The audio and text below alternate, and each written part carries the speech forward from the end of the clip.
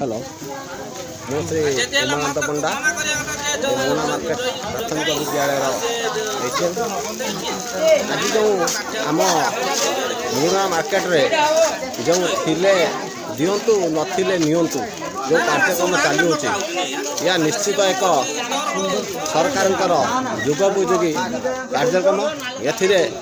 आपण मैंने देखुवे शह शह संख्यार लोक मैंने रुंडीभूत हो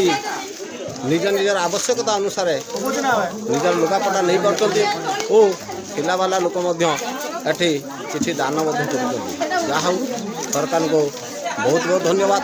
से एक कार्यक्रम कर जो भाई माने जो कर्मकर्ता जो ट्रस्ट आपण एकांगति जो ट्रस्ट एठार आनी ताकर जिनपतर मान गरीब लोक को